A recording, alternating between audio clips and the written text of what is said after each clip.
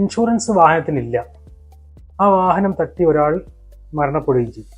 RC owner നേരത്തെ date കാണിച്ച് ഒരു അഗ്രിമെൻ്റ് സെയിൽ ലെറ്റർ തയ്യാറാക്കി റിട്രോസ്പെക്റ്റീവായിട്ട് ട്രാൻസ്ഫർ ചെയ്യുക. ആ ട്രാൻസ്ഫർ ചെയ്യുന്ന ആളുകൾക്ക് സാമ്പത്തികമായി ഇല്ലാത്ത സ്ത്രീകളുടെ പേരിലേക്ക് വളരെ നേരത്തെ എഫക്റ്റ് ആവുന്ന രീതിയിൽ റിട്രോസ്പെക്റ്റീവായിട്ടുള്ള എഫക്റ്റോട് കൂടിയിട്ട് RC ട്രാൻസ്ഫർ ചെയ്യുക. അപ്പോൾ ഇവർ ഈ ക്ലെയിം കൊടുക്കുന്നതിനുള്ള ലയബിലിറ്റിയിൽ നിന്ന് അവർ രക്ഷപ്പെടുകയും ചെയ്യും. പരിക്ക് പറ്റിയ ആളെ സംബന്ധിച്ചിടത്തോളം അവർക്ക് വലിയ ഒരു നഷ്ടപരിഹാരം കിട്ടേണ്ട ആളുകൾക്ക് അത് കിട്ടാതെ പോവുകയാണ്. റിട്രോസ്പെക്റ്റീവായിട്ടുള്ള ഇത്തരം ട്രാൻസ്ഫർ നിർത്തിവെക്കണം എന്ന് പറഞ്ഞുകൊണ്ട് നമ്മുടെ ഗതാഗത മന്ത്രി ഞാൻ ഇതിലൊക്കെ അയച്ചു.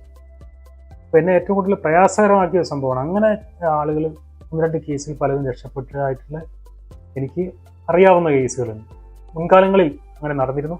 അത് പലരും പലതരത്തിലുള്ള ആളുകളുടെയും സ്വാധീനവും സഹകരണങ്ങളും ഉദ്യോഗസ്ഥ ഉൾപ്പെടെയുള്ള ആളുകളുടെ സഹകരണം കൊണ്ടാണ് അങ്ങനെ സംഭവിക്കുന്നത്.